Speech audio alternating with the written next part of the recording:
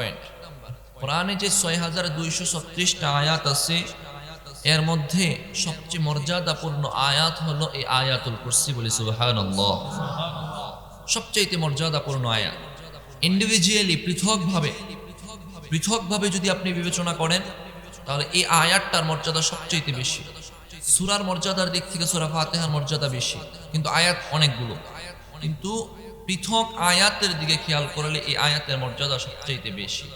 দলিল সুনানে আবি দাউদ হাদিস নাম্বার 1460।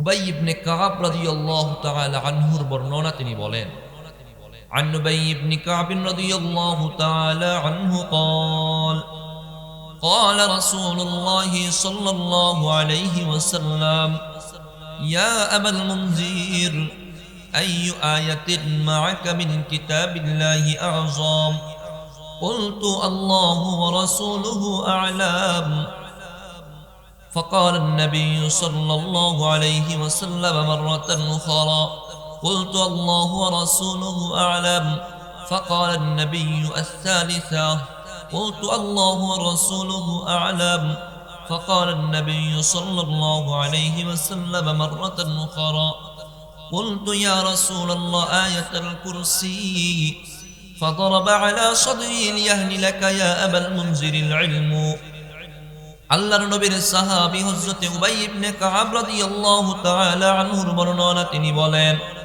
আল্লাহর হাবিব জনাবে মুহাম্মদুর রাসূলুল্লাহ সাল্লাল্লাহু আলাইহি ওয়াসাল্লাম ফরমান, হে আবুল মুনজির, আইয়ু আয়াতিন মা'কা মিন কিতাবিল্লাহি আযম, কুরআনের যে আয়াতগুলো আছে এই আয়াতগুলোর মধ্যে কোন আয়াতটা তোমার কাছে সবচেয়ে বেশি মর্যাদাপূর্ণ, শ্রেষ্ঠ মনে হয়?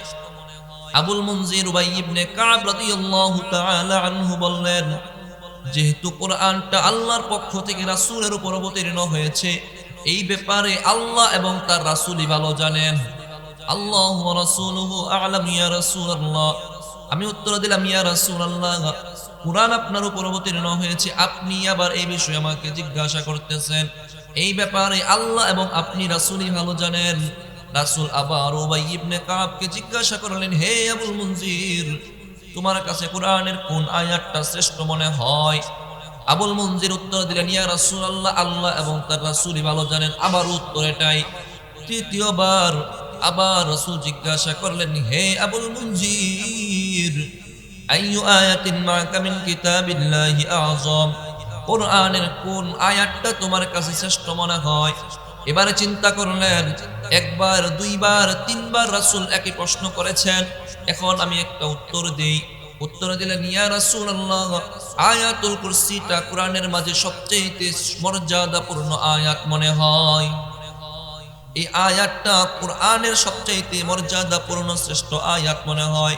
ফাদরাবা আলা সাদরি, নবীজি সাল্লাল্লাহু আলাইহি ওয়াসাল্লাম আবুল মুনজির উবাই ইবনে কাবের বুকের মধ্যে একটা চাপড় দিলেন, আলতো করে একটা চাপড় দিলেন। আমরা যদি কেউ পরীক্ষায় পাশ করে প্রতিযোগিতায় বিজয়ী হয়, তার পিঠের মধ্যে একটা আলতো করে চাপড় দেই কিনা? আলতো করে বাড়ি দিয়ে বলি, বাপের বেটা তুই পাশ করেছিস, তুই বিজয়ী হয়েছিস। নবীজি সাল্লাল্লাহু আলাইহি ওয়াসাল্লাম উবাই ইবনে কাব এর বুকে চাপড় দিয়ে বললেন, ইয়া আবাল মুনজির, লিয়াহনিলাকা ইয়া আবাল মুনজিরিল ইলমু, তোমার জ্ঞান তোমাকে উপকৃত করুক, তোমার জ্ঞান তোমার জন্য উপকৃত হোক। তুমি যে উত্তরটা দিয়েছো, তোমার উত্তরটা সঠিক হয়েছে, তোমার উত্তরটা সঠিক। তুমি যে বললা কোরআনের সবচেয়ে মর্যাদাপূর্ণ আয়াত আয়াতুল কুরসি, এটা সঠিক উত্তর। এক নম্বর পয়েন্ট জানলাম, এই আয়াতটা হলো কোরআনের সবচেয়ে মর্যাদাপূর্ণ আয়াত। বলি সুবহানাল্লাহ। সবচেয়ে মর্যাদাপূর্ণ আয়াত। তো এই আয়াতটা আপনারা পারেন, এতে আপনারা খুশি না বেজার? যদি কোরআনের সবচেয়ে মর্যাদাপূর্ণ আয়াত হইতো সূরা ফুরকানের 30 নম্বর আয়াত, অথবা অন্য একটা সূরার অন্য একটা আয়াত, সূরা নূরের 30-31 নম্বর আয়াত, তখন আপনাদের কেমন হইতো? ওই আয়াতগুলো আমরা পারি না, মানে বেশিরভাগই পারি না। হয়তো হাফেজ সাহেবরা যারা আছেন, ইমাম সাহেবরা, মাওলানা সাহেবরা যারা আছেন, অথবা যারা আমরা রেগুলার কোরআন পড়ি, তারা পারি। কিন্তু আমরা আওয়াম, সাধারণ যারা মানুষ, আমরা এখানে যারা আছি বেশিরভাগ সাধারণ মানুষ না, সাধারণ মানুষ আমরা। আল্লাহ তাআলা চান যারা আমার সাধারণ বান্দাবান্দি আছে তারাও ফজিলত থেকে যেন বঞ্চিত না হোক। এজন্য মর্যাদা ফজিলত সবসময় আল্লাহ তাআলা ছোট ছোট সূরার মধ্যে রাখছেন। মর্যাদা সাধারণ মানুষ যেটা পারে ওটার মধ্যে আল্লাহ রাখছেন। আল্লাহর হিকমতটা কি? ফজিলত ওইগুলোতেই রাখছেন যেগুলো আমরা আবার গ্রহণ করতেছি, আলহামদুলিল্লাহ। এক নাম্বার জানলাম কোরআনের আয়াতুল কুরসিটা হলো কোরআনের সবচেয়ে মর্যাদাপূর্ণ আয়াত।